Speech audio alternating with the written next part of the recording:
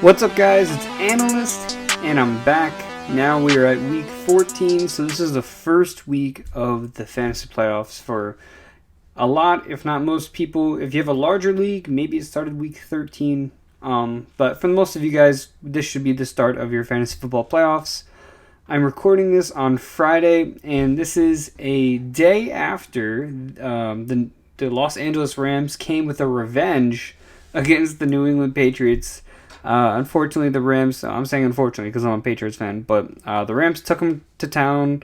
Cam Akers went nuts. I believe he had 170 or so yards on the ground. So Cam Akers' breakout game, that was great. He's been great the last couple weeks, and he could continue that and end up being a league winner.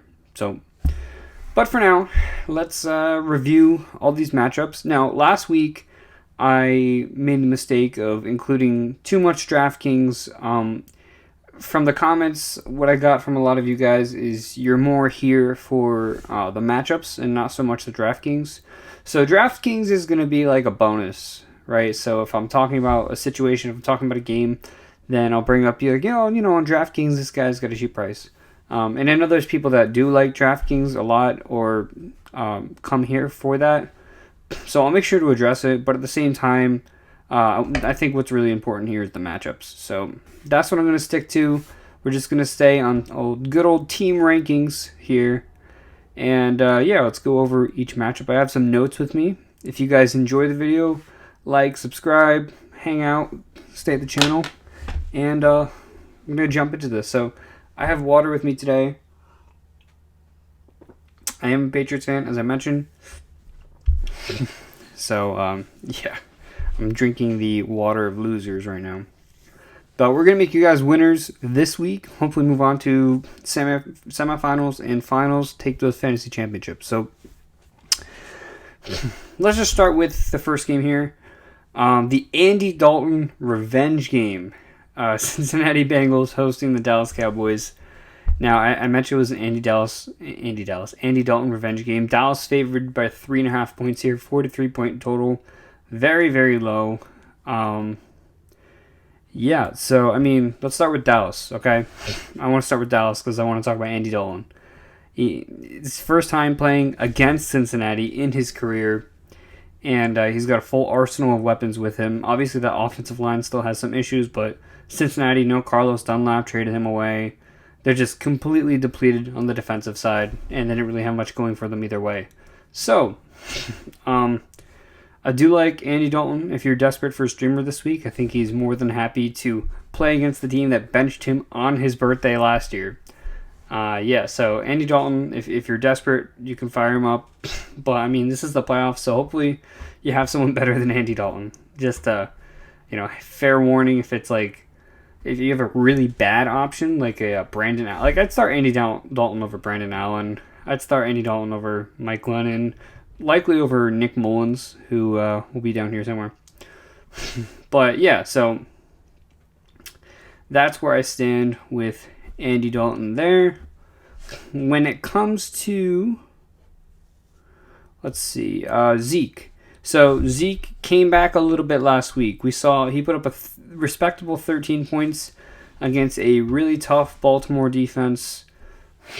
Now, this is a much better matchup. He did deal with I believe it was a calf injury for most of the week, but he is expected to play in this game. So if you have Zeke, I'll fire him up. I'd still label him a high running back too, just because he hasn't looked like himself. But so Zeke, fire him up. And now you got the wide receivers to talk about. We got CeeDee Lamb, you got Mari Cooper, and you got Michael Gallup, who came back into the mix last week. Not that he was ever gone, but point being, Michael Gallup led the team with 11 targets last week. Amari Cooper, CeeDee Lamb, for sure that 8 and 7. They were not too far behind, but interesting turn of events as Michael Gallup was the main focal point of the offense. Now, we've seen Gallup have these big games. We've seen him be targeted a whole bunch. The last thing you want to do is jump straight to the conclusion that he's an every week starter, wide receiver 1, because we've seen him come and go from time to time. I will say that because of his target share and because of the success that they did have when they would target him, I do think Gallup is flexible, right? So what I mean by that is if you're in a really tight spot, like I'm in a 20-team league, my flex options are Jerick McKinnon, Michael Gallup, KJ Hamler, and some other guys that aren't worth mentioning. So, yeah, I think Michael Gallup would be my take out of that bunch, and I'd still label him like a low-end flex, but with upside. I mean, on DraftKings, he's 3,800, which could definitely be worth looking into. CeeDee Lamb, Amari Cooper. Amari Cooper is going to be that mid to high wide receiver 2 on a week-to-week basis, especially in this matchup against Cincinnati. CeeDee Lamb also, I believe, a higher flex. So if I have CeeDee Lamb, I'll start him over Michael Gallup, but I'm not going nuts for CeeDee Lamb either. So Amari Cooper has been the constant. Both Michael Gallup and CeeDee Lamb do have upside. I like CD a little more than Gallup, but I'm not crazy on either of those guys. Dalton Schultz hasn't really done much, and when you have all three of those wide receivers, you don't really need him to. When it comes to Cincinnati, I mean, without Joe Burrow, it's still just the Brandon Allen show. Now, when it comes to the running backs, Joe Mixon, he was eligible to return for this game, but unfortunately, they will have to wait at least one more week. They're saying Joe Mixon has a chance to play Week 15. I'd assume once they lose this game, they'll just let Joe Mixon rest for the entirety of the year. But it's not impossible he returns the following week. So, as for now, it's Giovanni Bernard. He's still playing roughly 75% of the snaps. He's getting a ton of work on, well, not a ton. He's getting 10 plus carries on the ground last week. And this is a matchup where Giovanni Bernard can actually have some success on the ground. We saw J.K. Dobbins roll over them last week. Gus Edwards also involved in that. Antonio Gibson went crazy on Dallas. They're just not good at defending the run. And it makes me feel a little more confident about Giovanni Bernard. But I would still label him a low-end running back too. And here's why. With Brandon Allen, Giovanni Bernard did not see a single target last week. It wasn't until Brandon Allen got hurt. And by the way, Brandon Allen healthy now, for those of you who care. But it wasn't until Ryan Finley came in that Giovanni Bernard saw his first 2 targets, which resulted in 2 catches and got him really close to 5 points on the week. So I'd say Giovanni Bernard, definitely a risky play. I do like him better this week than I have in other weeks, so hopefully they can get him more involved. When it comes to the wide receivers, Tyler Boyd didn't have a bad game, but he was ejected for fighting, and T. Higgins was able to get you through the week. So both Tyler Boyd and T. Higgins I would call flex plays, PPR flex plays. None of these guys are high upside, but this is definitely a game where Brandon Allen can, air the ball out. The Dallas defense is not intimidating at all. It's just really the 43-point total that's kind of shaking me off. So the chances of Tyler Boyd or T. Higgins scoring are pretty low, and you're going to have to rely on those catches. And considering it's going to be split between the two of them, maybe Giovanni gets some extra work because Brandon Allen's coming off injury. Either way, Tyler Boyd and T. Higgins both labeled as a flex play for me. Nothing more. Drew Sample, interestingly enough, I believe he had 7 catches last week. That's a lot. And I noticed the week before, too, Sample was seeing some heavy targeting by Brandon Allen. So we'll have to see if that continues. If it does, just from a PPR, tight ends aren't that great standpoint, maybe Drew Sample might be worth looking at. But as of right now, I'm not too interested. So to say who wins this game, I think it's going to be Andy Dalton with his revenge game. I think Andy Dalton's going to throw 2 or 3 touchdowns, maybe turn the ball over once, but yeah. So that's enough Andy Dalton talk. Let's go on to Justin Jackson. This is great. Jacksonville Jaguars hosting the Tennessee Titans. So Mike Glennon still the starter. He's actually not been doing too bad. Better than expected, at least. So, Mike Glennon doing a fine job. He's keeping the starting job in Jacksonville for now. They could go back to Gardner Minshew at some point, but as of right now, it's the Mike Glennon show. That being said, not interested in him at all. I mean, Tennessee's 7.5-point favorites, 52-point total, and that's going to be thanks to Tennessee. I don't think Jacksonville is going to really contribute all that much to that total. So Mike Glennon, not looking to start him. But James Robinson, right? So these last 2 weeks, James Robinson has had 85% and 97% of the offensive snaps, 27 and 24 touches in each of the last 2 weeks. James Robinson is tearing it up. Tennessee, I believe, is 23rd ranked against running backs. James Robinson is going to eat at home. So I really like James Robinson this week. When it comes to the wide receivers, I mean, this is just turning into such a crapshoot. Colin Johnson still being consistently involved.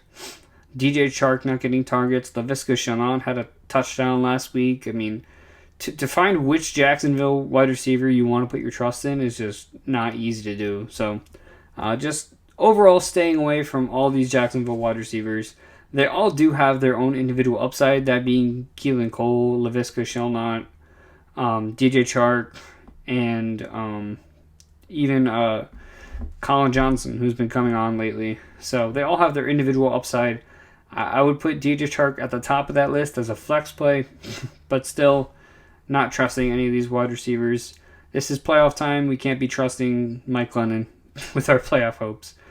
When it comes to Tennessee, Ryan Tannehill, I think is going to be in for a good game. I think Jacksonville is going to put up a little bit of a fight here. I don't think Jacksonville is going to win by any means, but I think Tennessee is going to let them give up. Tennessee's probably going to give up 20, 25 points or so. So, that being said, I think Ryan Tannehill is going to have to throw it. They may not be able to just give Derrick Henry the ball 45 times. Ryan Tannehill, I like him as a low-end quarterback one this week. Derrick Henry, the matchup is fantastic. So, even after a bad week, you're not sitting Derrick Henry against the Jaguars. You're just not allowed to do that. Wide receivers, A.J. Brown. Look, I know A.J. Brown had a bad game last week. He had 10 points, which, I mean, wouldn't be even bad for a lot of players, but for A.J. Brown, that's actually pretty bad.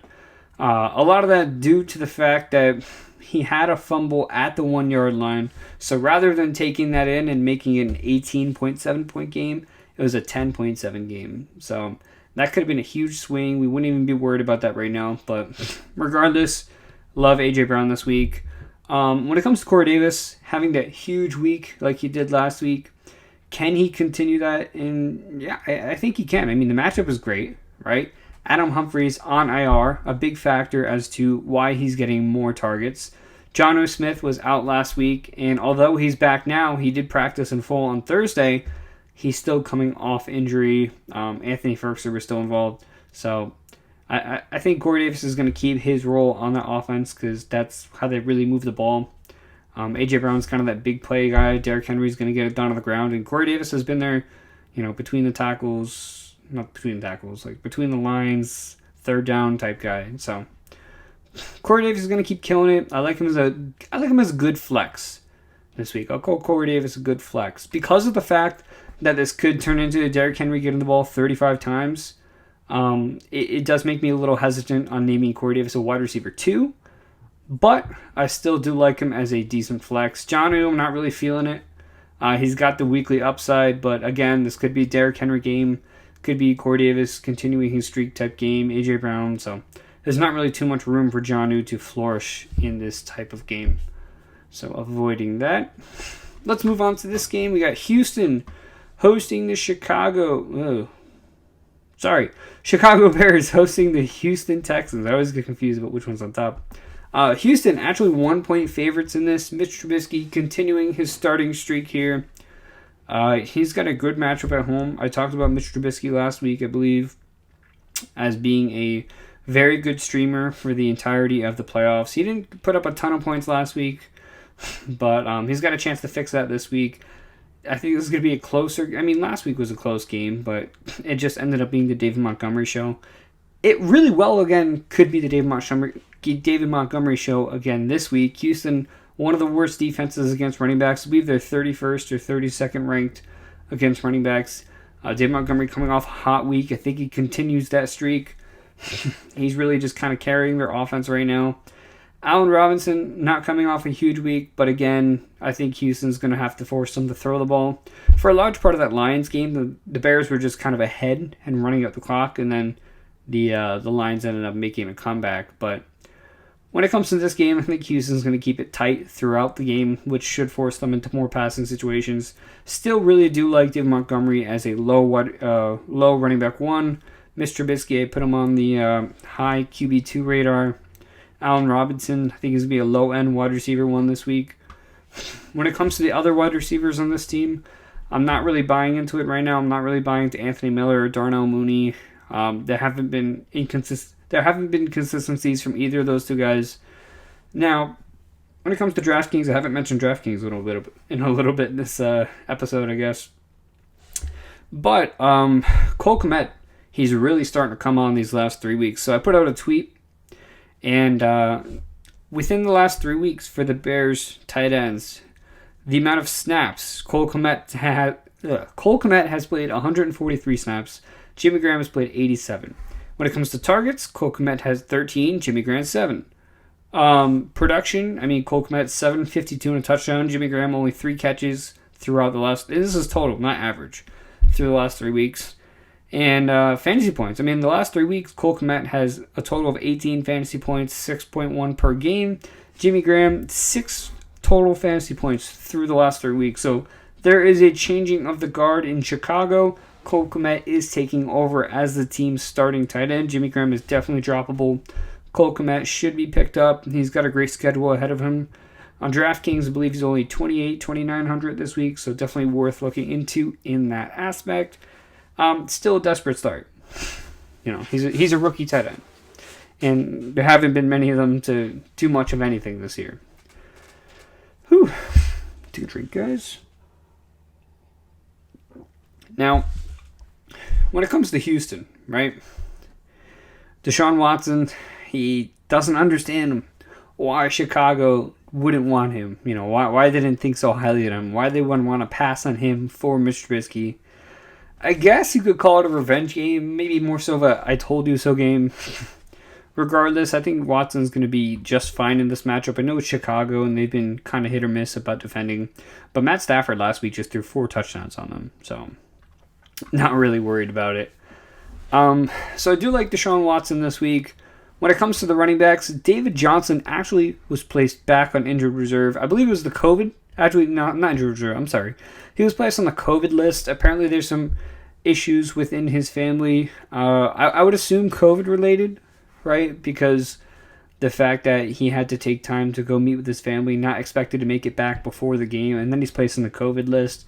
Someone in his family might be exposed, and he might be having some issues there. So, hope all is well for David Johnson. Great person. I haven't met him or anything, but I just, I know he's a good guy. I've seen his press conferences and the way he carries himself and with his son and everything like that. So, David Johnson's a good guy. In his place, Duke Johnson upgraded to full practice on, I believe it was Thursday and Friday, or maybe just Friday. He was dealing with a little bit of an injury, but Duke Johnson now finds himself back into that role where when David Johnson was out for those 3 weeks, Duke was really hit or miss. He had that big touchdown catch against the Lions that really saved him that 1 week. Not a great matchup for Duke, but considering he is going to be forced back into that workhorse role, he had 6 targets last week, so I think Duke can be okay. I'll call Duke a low running back 2. I would lower your expectations a little bit. Don't expect like a 20-point game. But if you're in a tight spot, again, or if you have David Johnson and you have him as a handcuff, I think he's fine to start this week.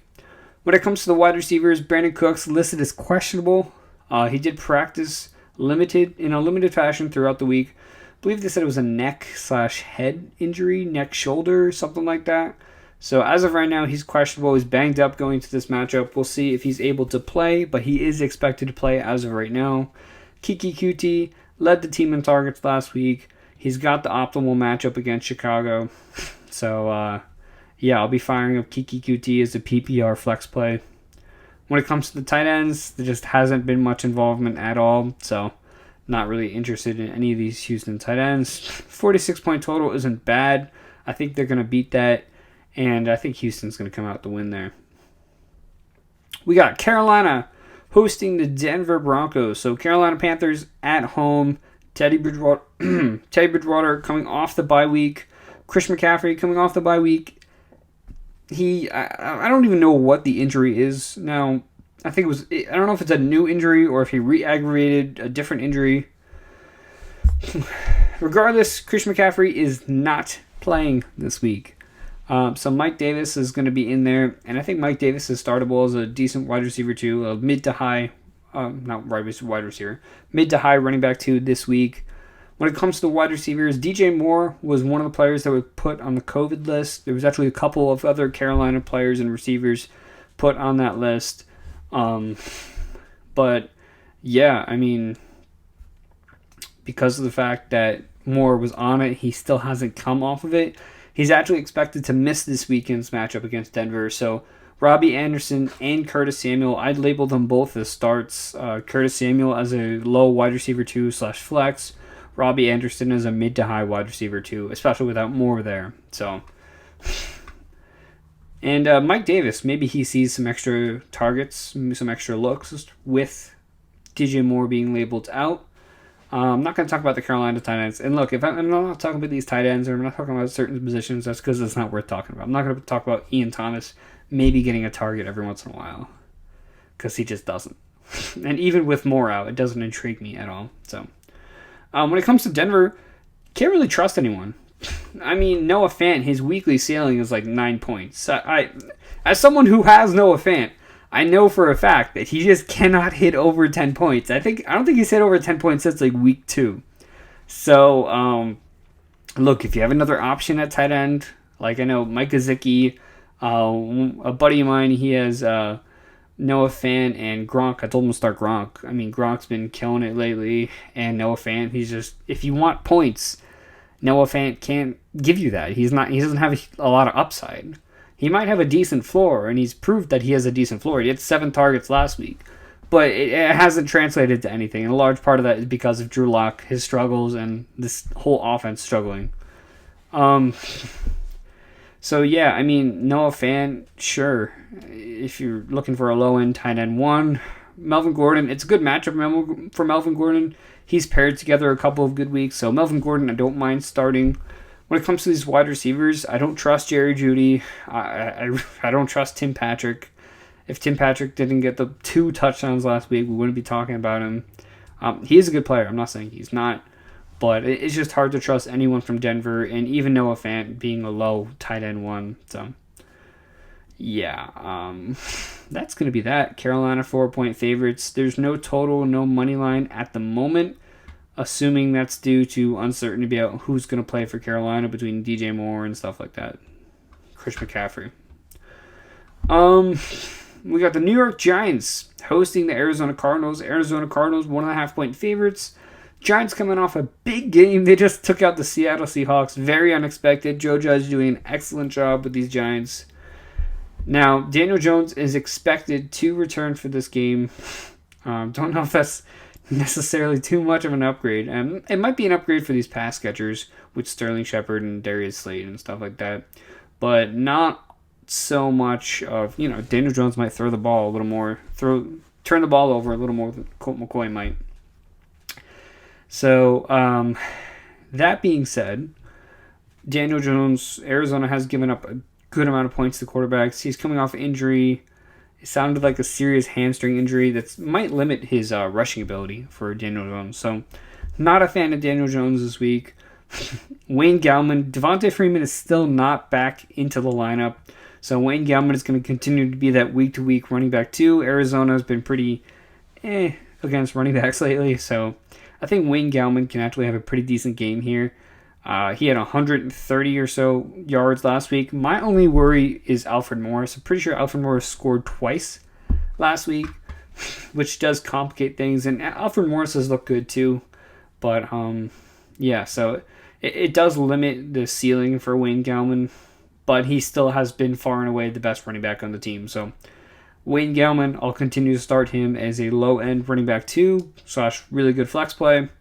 Wide receivers, Sterling Shepard, I like him a lot more with Daniel Jones back. Evan Ingram, liking him a lot more with Daniel Jones back. Darius Slayton, very hit or miss flex play, but against Patrick Peterson, Patrick Peterson hasn't been good, but it's just, he's still a veteran, he's still smart. He knows how to jump routes, and deflect balls against an inexperienced quarterback like Daniel Jones, who is prone to turnovers.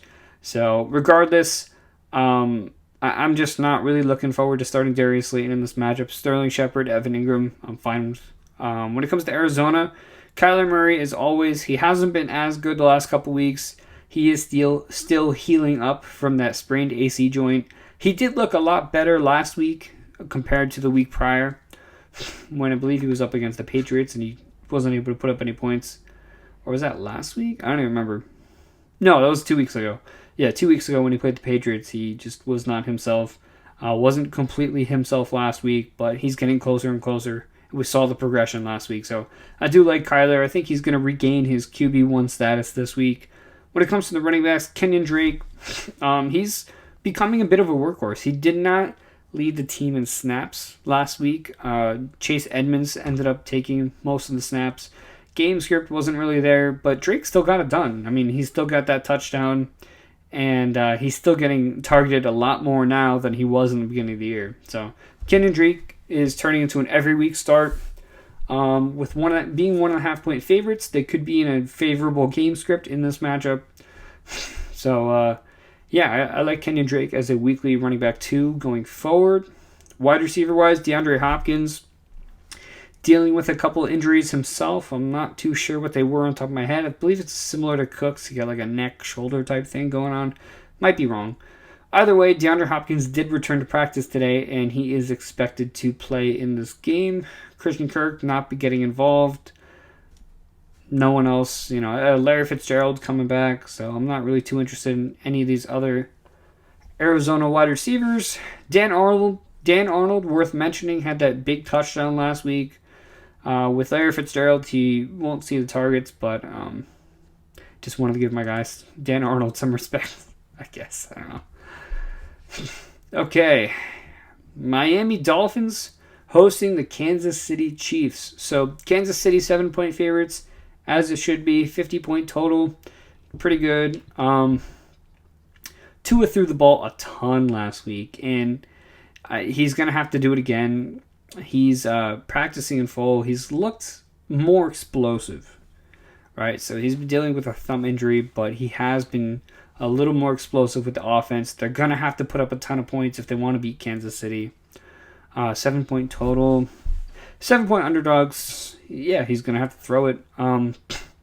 Myles Gaskin. Salvin Ahmed, their other running back who seems to be eerily involved in this offense. He did not practice Friday, so there's a chance it's just completely the Myles Gaskin show here. And he has been a workhorse, so I think Gaskin can have a huge game. Kansas City not great against running backs. Wide receiver-wise, Kansas City, one of the best teams in the league at covering wide receivers and not allowing a ton of points to wide receivers. So likely staying away from Devontae Parker, and this could be another Mike Gesicki week. I mean, he's on a roll. 2 great back-to-back weeks. I was not huge on him last week because it just didn't seem like Tua wanted to throw to him. I mean, there's like 2 other tight ends on the team Tua seemed to want to go to more. So Mike Gesicki, he's turning into that tight end 1 that I dreamed he could be. So I do like Mike Gesicki this week, especially as I mentioned, Kansas City being very good against wide receivers. And, they got to move the ball somehow. They need to pass the ball. They're going to be 7-point underdogs. So Mike Gesicki, I do like this week. Kansas City, Patrick Mahomes, as always, I don't really need... Okay, so Patrick Mahomes, Tyreek Hill, and Travis Kelce, I don't really need to say anything. These guys are must-starts every single week, obviously. Goes without saying. Clyde Edwards-Helaire, he did practice fully throughout the week. Andy Reid pulled a fast one on us last week. And thank God that was last week and not this week. There would have been riots. But essentially, Clyde Edwards was declared active last minute and then didn't see a single touch or snap because he was just there as an emergency running back, but the team had never said anything about it. So led a lot of fantasy owners to making a wrong decision and paying the price for it. Put up a lot of zeros for people. But regardless, he seems to be back. He seems to be back on the field and practicing in full this week. No issues. So Clyde Edwards should go back to being a mid to high running back 2, depending on the matchup. The matchup against Miami is actually a pretty decent one, 7-point favorites, favorable game script. So I don't hate Clyde. I call him a running back too. And look, if you have Clyde, I know you got scarred pretty good from last week, so it's going to be hard to trust him. I have a couple of leagues where I have Clyde, and he's riding the bench. I have David Montgomery, Austin Eckler being played over him, Brandon Cooks, and my flex being played over him. So I don't blame you for sitting him. That's what I'm planning to do. But, yeah. Just know he's an option if needed. Next one here, we got Tom Brady at home hosting the Minnesota Vikings.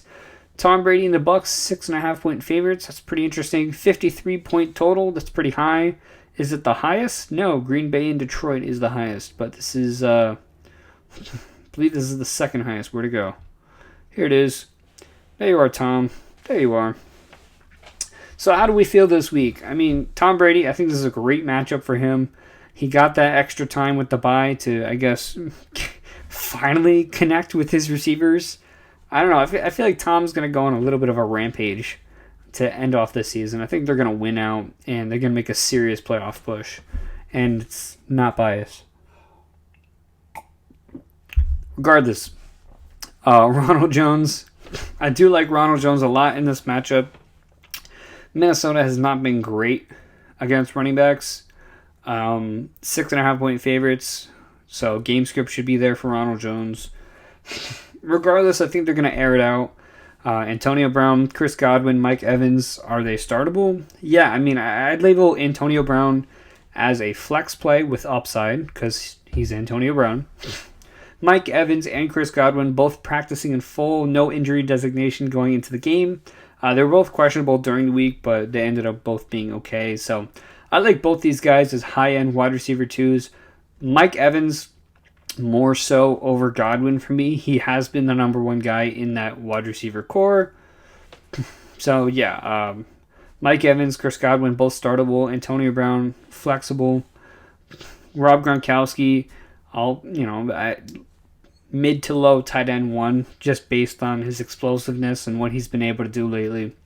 When it comes to Minnesota, Kirk Cousins is going to have to throw it. Tampa Bay's defense has been completely hit or miss, as has Tom Brady.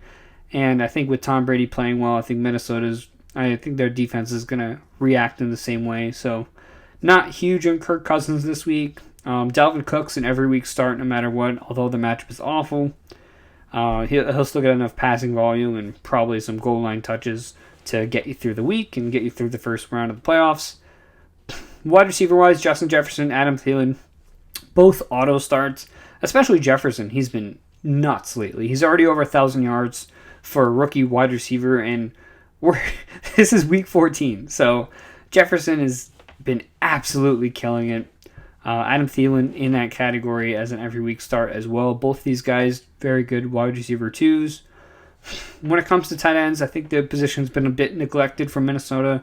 Irv Smith expected to return this week, but I'm not really too concerned or interested in it. So, yeah, that's that game there.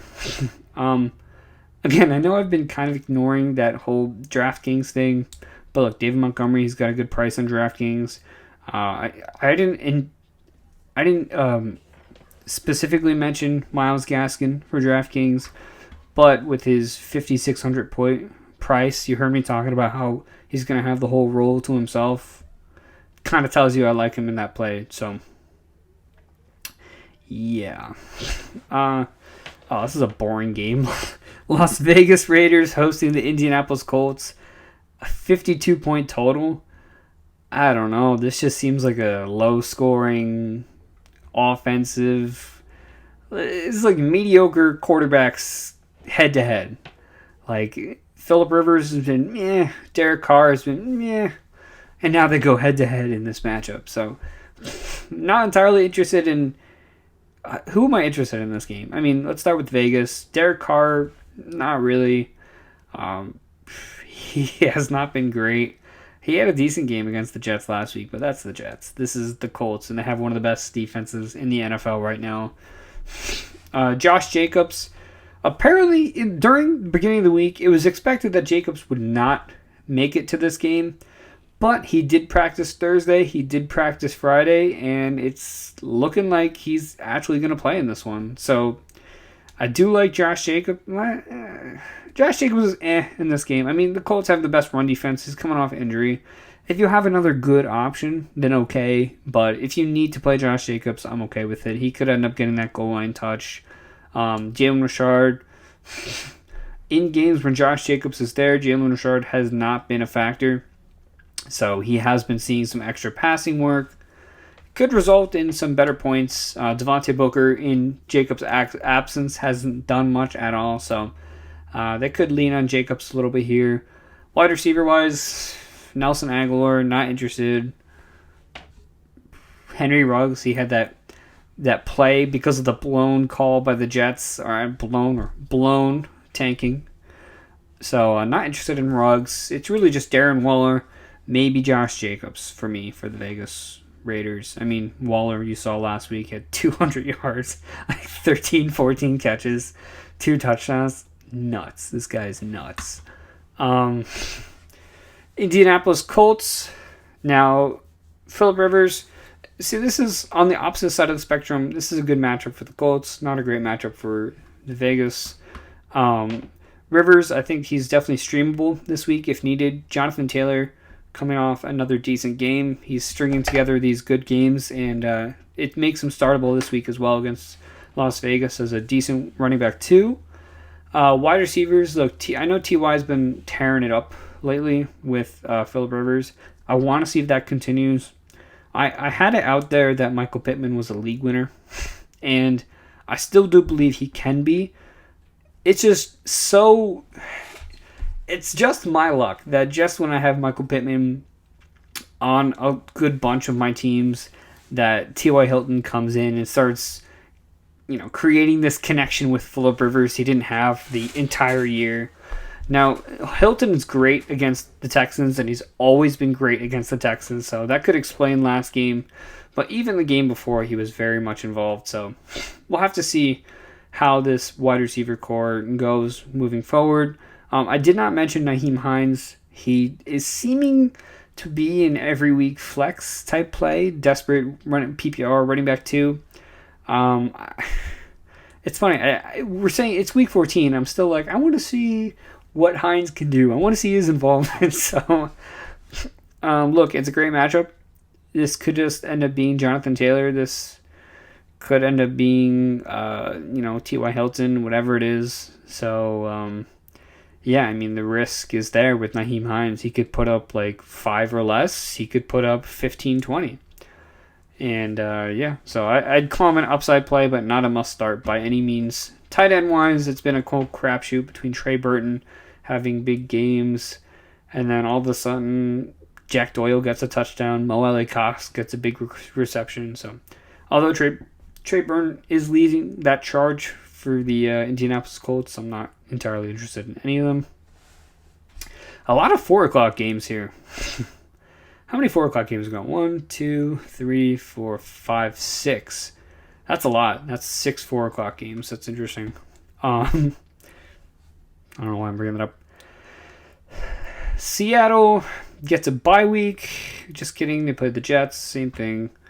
Russell Wilson, he hasn't been good. I mean, there's no sugarcoating it with Russ. He just has not been good lately. But I do think he can be better in this game. I mean, it's the Jets. If you can't do it against the Jets, you just can't do it. So I think Russell Wilson's going to come back a little bit. Chris Carson, he went back to leading the team in snaps. So I think Chris Carson's starting to get back on the right track. He's practicing in full. So Chris Carson should be back to low running back 1 status. Now, with these Seattle wide receivers, I don't know why I've been so good at thinking which one's going to go off and which one's not. But I think this is just a DK Metcalf week. I don't know why. I don't know why I feel that to be the way it is, but I think DK Metcalf is going to have a huge week this week, and he's going to win people weeks. Tyler Lockett, on the other hand, there are weeks where he kind of disappears a little bit. This could be one of those weeks just because they don't need to use him. So I'm not saying sit Tyler Lockett because he does have that huge upside on a week-to-week basis. I just, for whatever reason, believe this is a DK Metcalf type game. Tight ends, I'm not really interested in any of the tight ends for Seattle. As for the New York Jets, oh boy. Seattle's still one of the worst defenses against receivers. So, that being said, look, I'm not interested in Frank Gore. If Frank Gore is out, Ty Johnson will have my interest in like something like DFS or a desperate start. Ty Johnson will have a lot of interest for me. So, if Frank Gore is out, then that will be the case. But Frank Gore at this time is expected to play. The man just never goes away. I didn't mention Sam Darnold because don't do it. Wide receiver wise, Denzel Mims, I don't know if he was attending to a family matter or he was on the COVID list, whatever it is. Denzel Mims is not going to play in this game. Jameson Crowder the last couple weeks has been tearing it up, and I think he continues that. I think Jameson Crowder's a great start this week. He's 5,400, 5,200, whatever it is on DraftKings. Love that price for him. Brashad Perryman, also potentially interesting as well. But Crowder is going to be the one getting most of my interest in this matchup. And yeah, not going to talk about Chris Herndon because no. 13.5 point favorites for Seattle, 47 point total. Not bad. Not bad. Jalen Hurts making his first start for the Philadelphia Eagles, hosting the New Orleans Saints. Look, this is not the matchup to test out Jalen Hurts. I think in one league, I did end up benching Cam Newton to put in Jalen Hurts, and Cam Newton put up like 4 points. So I'm hoping that was the right choice. I don't think Jalen Hurts is going to do much worse than that. But nevertheless, I'm not really looking to start Jalen Hurts in his first week. It's the Saints. They've been one of the best defenses in the entire NFL over the last 3 or 4 weeks. It's his first career start as a rookie. That offensive line is just decimated. So I'm not. Ideally, I don't want to start Jalen Hurts in this matchup. And that kind of goes about the same for a guy like Miles Sanders, who, now look, they're saying some hopeful things, like Miles Sanders is excited about getting in some read options with Jalen Hurts. They're saying they want to establish more of a run game. That way there's less pressure to be on Jalen Hurts. But that's all talk. I mean, I think when Doug Peterson gets out there with the team, they're just going to end up doing the same thing they've been doing the last 4 or 5 weeks, which is just nothing on offense. So the only Philadelphia Eagle I'm kind of interested in this week is Dallas Goedert because he's been leading that team in targets. Greg Ward, sneaky play. A bit of a sneaky play in the slot. But the Saints have a little bit of a soft spot for tight ends, so if they have any chance of moving the ball, I think they're going to have to do it through Goddard. So Goddard, I'm okay with starting this week. When it comes to the Saints, it seems that the return of Drew Brees is going to have to wait a little longer. It's going to continue to be Taysom Hill. And look, it's a good matchup for Taysom Hill. He's been killing it on the ground. Last week, I think he threw the ball over 30 times, which was the most he's ever thrown in the game. He's getting more and more comfortable, and he hasn't looked bad throwing the ball either. So Taysom Hill, he's turning out to be an every week starter at quarterback. Running back wise, Alvin Kamara, we got worried for a minute. Right? We got kind of worried with Alvin Kamara. He wasn't doing it. He I don't know what it was. He had that injury, and that kind of sparked it. But last week, he came back. So start your studs. Continue to roll out Alvin Kamara and, keep your fingers crossed he doesn't go back to what he was. Philadelphia's run defense has not been good as it typically is.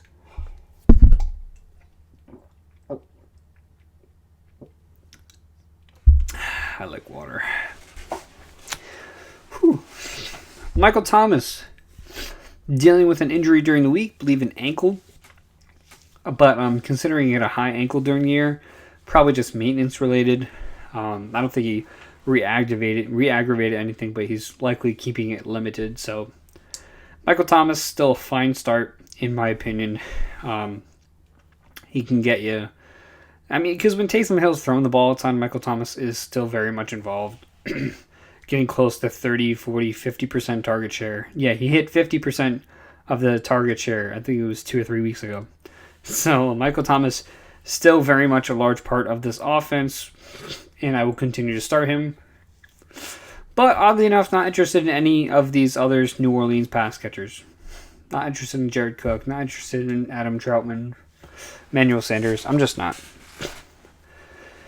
Okay. Let's move on to the LA Chargers hosting the Atlanta Falcons. So, Chargers, Justin Herbert coming off an awful game. They couldn't put up a single point against the Patriots. And luckily enough, Atlanta, even though they've been one of the best defenses over the last 3 or 4 weeks, at the end of the day, they're still Atlanta. Chargers are at home. Atlanta traveling east to west for a 4 o'clock game. I think Chargers are going to take this one. I think they're going to take the win here.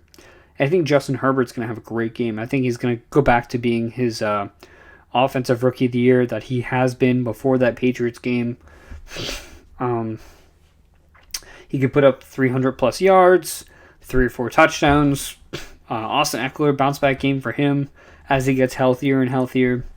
Wide receivers, Keenan Allen did lead the team in targets. He was just covered by Stephon Gilmore. Thankfully, he has Atlanta now, so I think Keenan Allen's going to bounce back in a big way this week.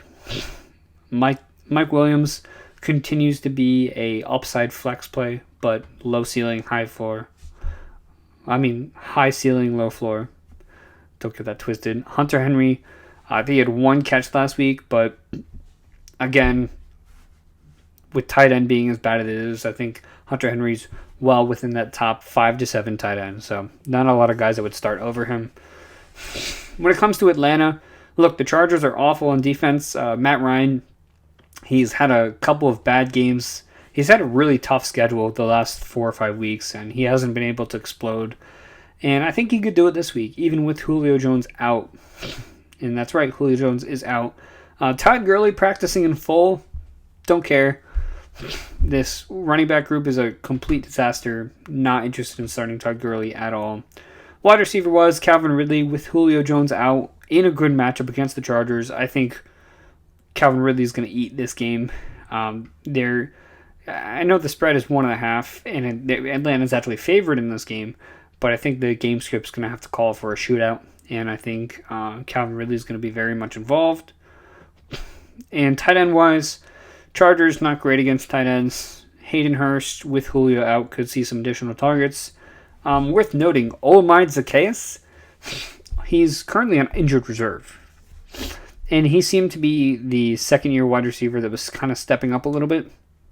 So Russell Gage, in that respect, I think Russell Gage is a sneaky play here. I think in a PPR league, he could be a decent flex and get you through the week. If you had Julio and you need a last-ditch starting wide receiver, I think Russell Gage is the way to go. So we got San Francisco hosting Washington. You may not be aware, but this is a double revenge game, and this is, it's funny and it's awesome. A double revenge game here.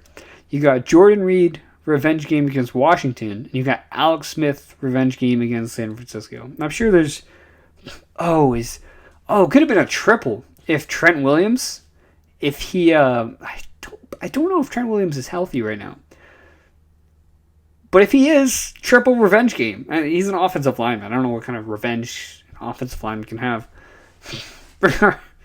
I'm just rambling at this point. Regardless, a triple revenge game. If you have any more connections between the Washington football team and San Francisco 49ers, leave it in the comments. I'm really curious about how many revenge games we can get out of one game. Let's go into San Francisco. Nick Mullins at home. He's throwing a ton of yards. He's throwing for a lot of yardage, but not a ton of touchdowns, not a ton of fantasy production. Washington, a very, very good defense, and I think they're going to give him trouble. This running back group, look, Raheem Mostert, I thought he was going to go back to being his early year self, sort of a workhorse type running back. But I messed up. I messed up because I had too much faith in Kyle Shanahan. That's right. I had too much faith in Kyle Shanahan, and I'm not going to make that mistake again. Look, if you have Raheem Mostert, I'm calling him a flex play. He saw the same amount of... I think he saw less snaps than Jeff Wilson. Jeff Wilson had the same amount of touches. He did more with it. And for whatever reason, Jeff Wilson was the running back one last week. And I don't want to touch this backfield anymore. I'm done with it. I'm not doing it. But when it comes to these wide receivers, Brandon Ayuk and Deebo Samuel both getting their fair share. I think both these guys are decent flex/low wide receiver twos. Washington's got a little bit of a weak spot for tight ends. Jordan Reed coming off a good game. He's healthy as of right now, and he might want to score a touchdown against his old team. So, I think Jordan Reed is definitely startable in this matchup, considering how bad tight end is. As for Washington, Alex Smith playing against his former team. He's coming off he's got a short week, so in that perspective, it's not good for him, especially because he's going to be traveling from east to west. I mentioned east to west, but there was that game where Derek Carr, I think he went from Las Vegas to Atlanta, and he put up like 3 points against the Falcons. So sometimes it plays a big factor. I mean, the travel just hits other teams certain ways. I know a lot of times it's more so when you're going west to east, because you see the mouse move. When you're going west to east, because you're losing time, right? Like when you're in the air, like, are you losing time? Okay, it's like, yeah, you're losing time. I had to think about that for a minute. But yeah, you're losing time. If it's a 3-hour flight and you're going back 2 or 3 time zones, then you're losing a lot of time, and it takes a toll on you. So more so when you're going west to east, but you get the point. Long travel, sometimes it affects you. Short week, long travel. Antonio Gibson out this week. So J.D. McKissick, he is a must start in DraftKings, must start in general. 4,900 on DraftKings. He's going to get a ton of targets. He is going to be the main running back in this backfield. Played 70% of the snaps last week. Unfortunately, Antonio Gibson is dealing with turf toe, so I don't know if he's going to be back next week, but let's hope he is. He was really starting to get on a roll and get a ton of targets and snaps. So, as for these other Washington players, look, Cam Sims had himself sort of a game last week, and that's great. Terry McLaurin, not so much involved last week. It was the Logan Thomas show. I think Terry's going to bounce back this week against San Francisco, so I'm going to continue to start him up as a high wide receiver 2/low wide receiver 1. Logan Thomas, I'm going to call him an every week starter, just on a pure target basis, on a pure Alex Smith starting to get it together type basis. So, yeah, I mean, Logan Thomas is getting involved in this offense in more ways than one. He's throwing the ball, he's catching the ball, he's doing it all. So I like Logan Thomas on a week-to-week basis. Detroit hosting Green Bay. Now, Matt Stafford had that huge game last week. I don't know if I mentioned this, but every time the game after their head coach is fired, the team always comes out and wins. And this is a high point total. So you want to target a lot of the players in this game. Most of those being, there's going to be a lot of DFS lineups built with Aaron Rodgers and Adam Thielen, and rightfully so. Aaron Jones is going to be a big part of that as well. Robert Tonyan, also worth a look at tight end. So as I mentioned, all 4 of those guys are startable. I made a post about Jamal Williams. If you're in a really tight spot, the matchup is great. Detroit has let up the most points to running backs, so Jamal Williams if you're in a really, really tight spot. And I think Jamal Williams is worth being picked up no matter what, because, look, what kind of a value does Jamal Williams have? He's a handcuff. He is depth. He's got a great upcoming schedule. And if Aaron Jones does go down, he's a league winner. So, yeah, I mean, there's no reason to not pick up Jamal Williams. When you look at the Detroit side, Matt Stafford, I like him in this matchup. DeAndre Swift, he's expected to play in this game. He's still dealing with whatever the illness was. It's been holding him back quite a bit. But hopefully he's able to go back out there, get his feet wet. Green Bay's been awful against running backs. So DeAndre Swift, I think he's going to make some strides. I don't think DeAndre Swift is going to be great this week. I don't think he's going to hit 20, but I think he'll be good enough to get you 10, 15 and get you through the week. Wide receiver wise, Kenny Golladay, he just doesn't have a hamstring anymore. Don't worry about him. Marvin Jones, I like him in this matchup. I do like TJ Hawkinson a lot in this matchup. I think Marvin Jones is going to see a lot of Jair Alexander, and which gives the optimal matchup for a guy like TJ Hawkinson, who's getting a ton of targets. So I like TJ Hawkinson here. Sunday night game, pretty good game. Buffalo hosting Pittsburgh. Buffalo 1-point favorites, as they should be. Pittsburgh, that defense is really getting decimated. I know Joe Hayden's going to be out for this matchup. I know Vince Williams is going to be out for this matchup. I know their Spielman, I believe their linebacker who's been filling in for Devin Bush, is going to be out in this matchup. Bud Dupree on IR. So Pittsburgh's really, they're dealing with a lot of injuries on that defense right now. That being said, I'm sitting the Pittsburgh defense, and I know they're the number one defense, and if you have them, you might, it's been a set it and forget it type deal for the whole entire year. You can't do that this week. You have to pick up another defense. There may not be too many others available, and they could still do okay enough, but I don't think they're going to get negative points by any means. But at the same time, just pick up another defense. You don't have to drop the Steelers defense because they have a great matchup against Cincinnati next week. But for this week and this week only, I'm staying away from the Pittsburgh defense. They're completely decimated. Buffalo's been on a roll. I like Josh Allen in this matchup. Between Devin Singletary and Zach Moss, I actually haven't checked if Zach Moss is going to be out or if he's at risk of missing this game. If Zach Moss is out, then I like Singletary. If not, then it's kind of a crapshoot at running back, and I don't really want too many of the parties involved. Stephon Diggs, I think he's going to go off this week. Pittsburgh has always had a weak spot for wide receivers, and with Joe Hayden out, that's only going to get worse. So I think Stephon Diggs goes off this week. Cole Beasley, another guy who's 100% a weekly flex play. Tight end wise, not interested. For Pittsburgh, Big Ben's going to have to do his usual, throwing the ball 40, 50 times in this game.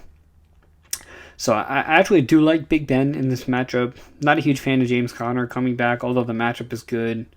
I think this is going to be a game for the wide receivers. This is going to be a Deontay Johnson getting another 10-plus targets. Juju Smith getting a good amount of work. Chase Claypool is going to be fine. Eric Ebron. Buffalo's been the worst defense against tight ends. So I like all four of those guys. All four of those receivers for Pittsburgh. Deontay, I'll call him a high wide receiver 2. Juju, a low wide receiver 2. Chase Claypool, a low wide receiver 2. Eric Ebron, a tight end 1. So I like a lot of the guys in this matchup. We end the week with Cleveland hosting Baltimore. We actually get to see Cleveland play a primetime game. I don't think we've seen that since Cleveland and Cincinnati in week 2. So this is going to be quite interesting. Baltimore getting healthier and healthier. Mark Andrews returning for this matchup. Lamar Jackson did look a little better last week, and he's got some extra time to rest. So I think Lamar is startable in this game. J.K. Dobbins is startable in this game. Marquise Brown's been on a bit of a roll.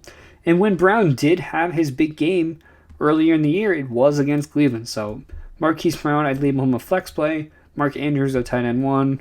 J.K. Dobbins, a low running back 2/flex. I'm a little worried about the work they gave Gus Edwards, but J.K. Dobbins was still the main guy in that backfield. Now, when it comes to Cleveland, not a huge fan of Baker Mayfield. I think this is just a game where Cleveland just runs it with Nick Chubb and Kareem Hunt. And am I seeing Baltimore 2.5-point favorites? Even though Cleveland's 8-3. It's very interesting. But regardless, I do like Nick Chubb in this game. I do like Kareem Hunt as well. I'm not a huge fan of Jarvis Landry. He didn't really do much against them last time. Where Baltimore is weak, it's against tight ends. So I think Austin Hooper is going to be someone I'm looking at. But overall, not too many people I'm really all that interested in here. So, whew. All right, guys. So that's going to do it for Week 14. Now, I do want to say one last thing, which is go with your gut. All right, so I'm here and I'm talking about all these players. And if you listen to the end, I appreciate you being here. But at the end of the day, if I say something and you don't feel it's right, like if you don't feel confident or comfortable with one of my choices, do what you want to do. Okay? Don't take everything I say for fact, because you know what? I've said a lot of things in this video, and I know not all of it's going to come true. If it did, then I would be some sort of wizard. But point being, go with your gut, guys. Okay? This is do or die. This is win and get in. This is win and move on. If you lose, you're done. And you don't want your fantasy season to end. So that's all I wanted to say at the end. Go with your gut. Appreciate you guys watching. And I'll see you next week for the semifinals, week 15. So see you guys.